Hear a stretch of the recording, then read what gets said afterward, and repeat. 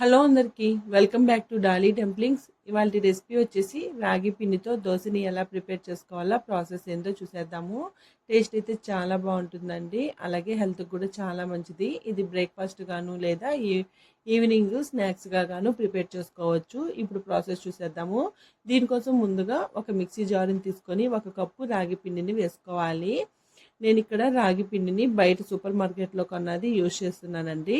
అలాగే ఇందులో అరకప్పు బియ్యం పిండి, 2 టేబుల్ స్పూన్లు ఉప్మా రవ్వని వేసుకోవాలి. అదే బొంబాయి రవ్వ అంటారు కదండి, దాన్ని వేసుకోవాలి.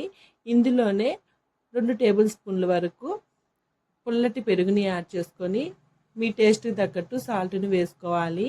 ఇందులో కొద్దిగా వాటర్ని యాడ్ చేసుకొని మూత పెట్టుకొని ఒకసారి మిక్సీ పట్టుకోవాలి. ఇలా మిక్సీ పట్టుకోవడం వల్ల పిండి మొత్తం ఈవెన్గా కలుస్తుందండి. చూడండి, ఈ విధంగా మిక్సీ పట్టుకున్నది ఒక మిక్సింగ్ బౌల్లోకి తీసుకోవాలి. అలాగే సాల్ట్ సరిపోయిందో లేదో చెక్ చేసుకోవాలి. ఈ పిండిని కనీసం ఒక 20 నిమిషాల పాటు పక్క పెట్టేసుకోవాలండి. 20 నిమిషాల తర్వాత దోశల్ని ప్రిపేర్ చేసుకోవాలి. చూడండి, పిండి కన్సిస్టెన్సీ అనేది ఈ విధంగా ఉండేలాగా చూసుకోండి. మీకు బాగా క్రిస్పీగా కావాలంటే ఇదే పిండితో క్రిస్పీగా కూడా దోశలు వేసుకోవచ్చండి. అది కూడా ఈ వీడియోలోనే చూపిస్తాను. ఇప్పుడు ఈ పిండిని పక్కకు పెట్టేసుకొని స్టవ్ ఆన్ చేసుకొని స్టవ్ మీద దోశ ప్యాన్ని పెట్టుకొని ప్యాన్ బాగా వేడిన తర్వాత కొద్దిగా వాటర్ని ప్యాన్ మీద చల్లుకోవాలండి. అలాగే దోశలు వేసుకునే ప్రతిసారి పిండిని ఒకసారి బాగా మిక్స్ చేసుకోవాలి, లేదంటే పిండి అడుగున ఉండిపోతుందండి. ఇలా కలుపుకున్న తర్వాత ఈ ప్యాన్కి కాస్త ఆయిల్ని అప్లై చేసుకొని సన్నగా కట్ చేసుకున్న కొన్ని ఆనియన్ ముక్కలు, పచ్చిమిర్చి ముక్కలు, అలాగే సన్నగా తురుముకున్న క్యారెట్, కొత్తిమీర ముక్కల్ని వేసుకోవాలి. చూడండి, ఇక్కడ నేను వీడియో క్లిప్లో చూపించే విధంగా రౌండ్గా స్ప్రింకిల్ చేసుకోవాలండి.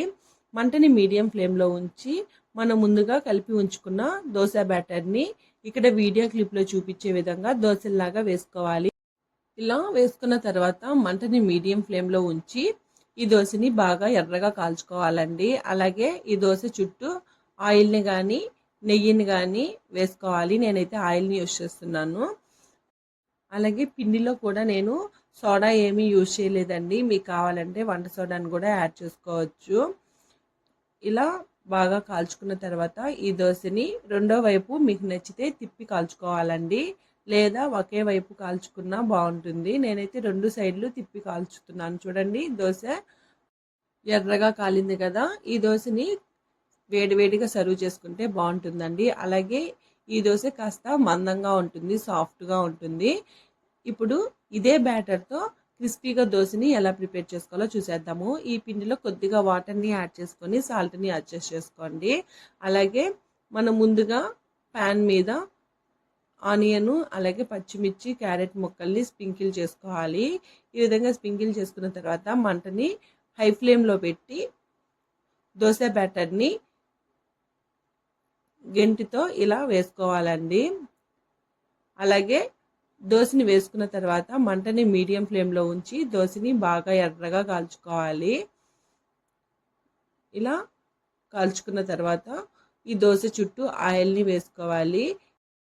చూడండి, ఈ ప్యాన్కి దోశ ఏమి అంటుకోకుండా ఈజీగా వచ్చేస్తుందండి. ఈ దోశని ఒకవైపే కాలుస్తున్నాను, మీకు కావాలంటే రెండో వైపు కూడా కాల్చుకోవచ్చండి. ఇది పలచగా వేసుకున్నాం కాబట్టి అక్కడక్కడ సాఫ్ట్గా, ఈ చుట్టూ అంతా క్రిస్పీగా ఉంటుంది. దీన్ని కూడా సర్వింగ్ ప్లేట్లోకి తీసుకోవాలి. ఇప్పుడు ఇదే పాన్ మీద మీకు ఇంకా క్రిస్పీగా కావాలి అనుకున్నట్లయితేనో కొన్ని ఆనియన్ ముక్కలు, కొత్తిమీర, పచ్చిమిర్చి స్ప్రింకిల్ చేసుకొని మనం దోశ బ్యాటర్ని కలుపుకున్నాం కదండి, దాన్ని ఇలా వీడియో క్లిప్లో చూపించే విధంగా చేత్తో పిండిని కాస్త స్ప్రింకిల్ చేసుకుంటూ దోశలాగా వేసుకోవాలి. ఇలా వేసుకున్నట్లయితేను దోశ అనేది పర్ఫెక్ట్గా చాలా క్రిస్పీగా చాలా టేస్టీగా వస్తుందండి. ఇలా వేసుకుని దోశలు తినడం వల్ల ఎన్ని దోశలు తింటామో కూడా అర్థం కాదు, అంత బాగుంటుంది. దీని చుట్టూ కూడా ఆయిల్ని అప్లై చేసుకొని మంటని మీడియం ఫ్లేమ్లో పెట్టి కాల్చుకోవాలండి. చూడండి, ఇంత పలచగా వేసుకున్నాం కదా, దోశ కూడా ప్యాన్కి ఏం అంటుకోకుండా నీట్గా పర్ఫెక్ట్గా వస్తుందండి. చూడండి, దీన్ని రెండో వైపు తిప్పి కాల్చాల్సిన అవసరం కూడా లేదు. చూసారు కదా, ఒకే బ్యాటర్తో దోశల్ని క్రిస్పీగా అలాగే సాఫ్ట్గా ఎలా చేసుకోవాలో. దీన్ని కూడా వేడివేడిగా సర్వ్ చేసుకోవాలండి. అలాగే ఈ దోశల్ని వేడిగా సర్వ్ చేసుకుంటేనే టేస్ట్ అనేది బాగుంటుంది. ఈ దోశల్ని మీకు నచ్చిన కారం పొడితో కానీ కారంతో కానీ సర్వ్ చేసుకోండి. టేస్ట్ అద్దిరిపోతుంది. చూసారు కదా అండి, రాగి పిండితో దోశల్ని ఎలా ప్రిపేర్ చేసుకోవాలో ప్రాసెస్ ఏందో. ఈ వీడియో మీకు నచ్చితే లైక్ చేయండి, షేర్ చేయండి, కామెంట్ చేయండి. అలాగే మరిన్ని రెసిపీస్ కోసం మన ఛానల్ని సబ్స్క్రైబ్ చేసుకొని నోటిఫికేషన్ సింబల్ని ఆన్ చేయండి. ఈ రెసిపీ మీరు ట్రై చేస్తే మీకు ఎలా కుదిరిందో కామెంట్ చేసేయండి.